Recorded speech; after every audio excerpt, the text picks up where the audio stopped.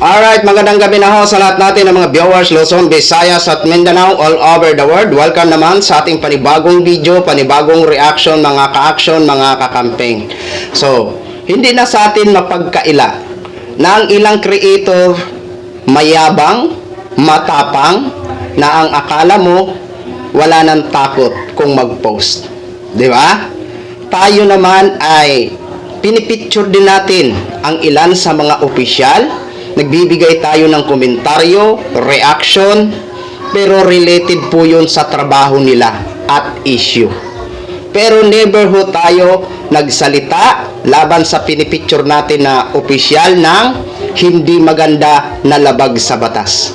Tayo nagsasalita related sa kanilang trabaho at issue. Di ba? Pero may ilan talaga sa mga creator na gustong magpasikat. Di ba? Gustong magpasikat tapos ang kapalit, iyak later. Oo. Di ba? Yun na nga sinasabi natin, tapang ngayon, iyak later. Oo. Tulad na lang itong isa. Tulad na lang itong isa, mga ka-action, mga kakamping. Na? Sabi, nag-viral ho ito, mga ka-action eh. Nag-viral po talaga ito. At ito na ang naging resulta sa isang post.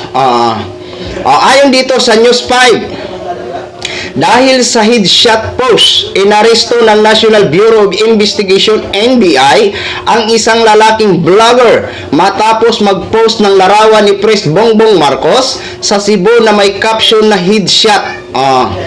Wala o manong intensyon mamaril ang lalaki, nag-post lang raw siya dahil sa saktong natapat kay PBBM ang pangalan ng syudad na Bugo, na iba ang ibig sabihin sa Tagalog. Sino ba ito, mga ka-action, mga kakampeng?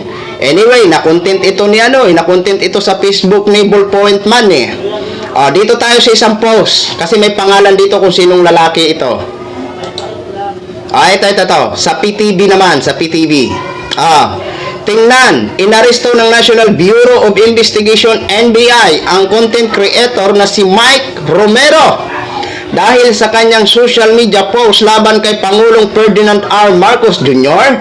Sa kanyang post na may caption na headshot, makikita rin ang arrow na nakaturo mula sa salitang Bugo papunta kay PBBM. Sa salitang Bisaya, ang ibig sabihin ng Bugo ay walang utak. Kalaunan ay pinalitan rin naman niya ang caption, pero hindi pa rin nagbago ang larawan. Excuse me. Ayan po, mga ka-action, mga kakamping ka. Kung nakikita nyo po, ayan po, inaresto nga siya. Inaresto. Saan lugar kaya ito? Saan kaya lugar siya inaresto? Kasi, ano to? E-bike yata tong dilaw. E-bike yata tong dilaw. So, titingnan natin dito, mga ka-action, ang post niya. Post din po ito ng News 5. Ayan, ginsave lang natin para ipakita ko sa inyo ito to. Ayan. Ayan, binura lang ang pangalan. Kumbaga blurred. Pero doon sa PTV Philippines, Mike Romero. Mike Romero. Ayan po yung post, mga ka-action. Tapos yung caption, headshot. Nag-viral po kasi ito. Nagbasa nga ho tayo dyan sa Mike Romero na to, inisto ko po ho yan. May mga post doon na inedit daw. Yun na yung mga alibay kapag kapag mag-viral na, mga ka-action, mga kakamping. Inedit daw. Sus, Diyos ko po. Paano mag-edit? Ikaw nag-post dyan sa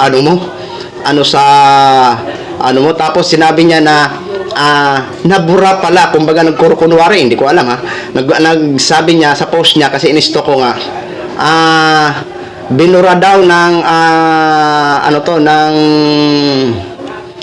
ng Facebook o Center ang kanyang post. So nangyayari naman talaga yan na minsan kapag hindi gusto ng Facebook, binubura nila ho yan, mga ka-action, lalo na kung hindi ka sumusunod sa community guidelines. Hindi ko alam kung totoo ang sinasabi niya. Ayon lang naman sa kanya yun, mga ka-action, mga kakamping. But anyway, hindi ang pinaka-main topic natin dyan. Itong pinaka-main topic natin, di ba? Ito yung post niya. Headshot, may headshot.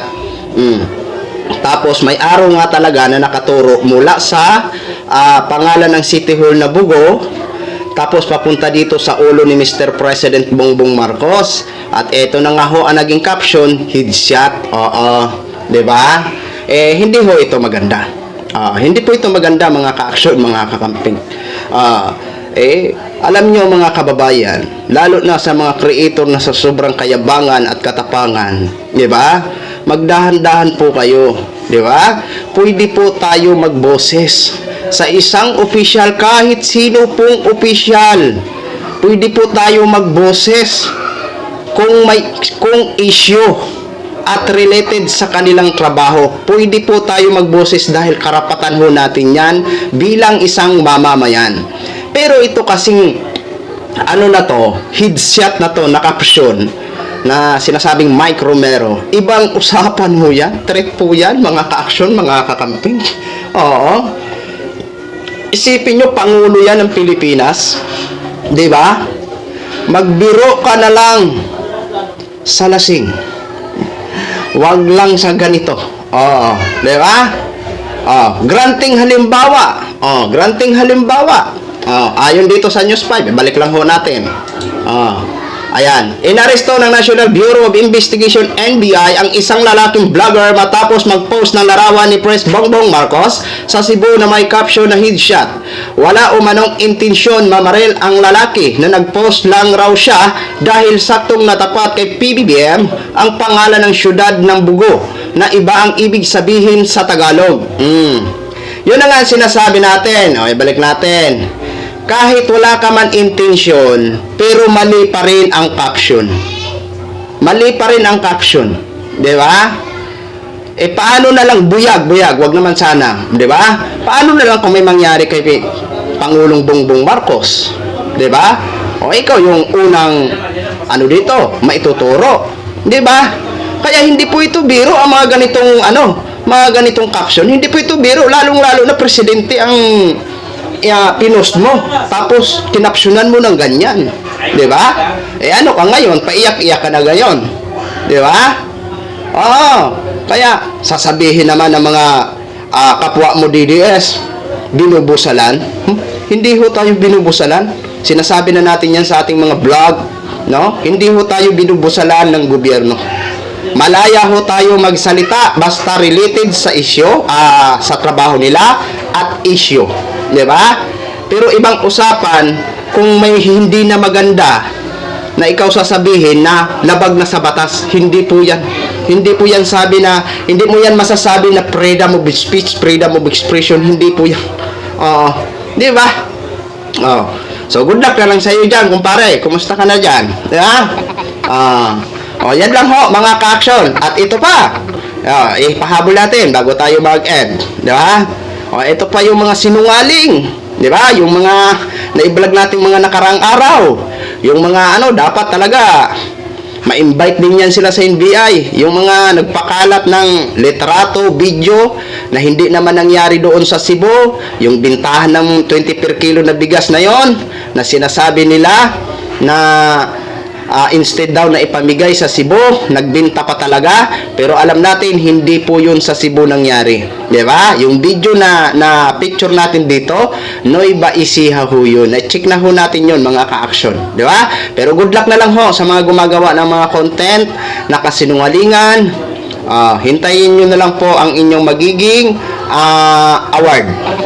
Okay? So yun lang ho, mga ka-action, mga kakamping knog, i-share ko lang ho sa inyo yan. Maraming salamat po sa lahat natin ng mga viewers Luzon, Visayas at Mindanao all over the world. Ako po ang inyong lingkod, si The Action Man. Good evening, everyone!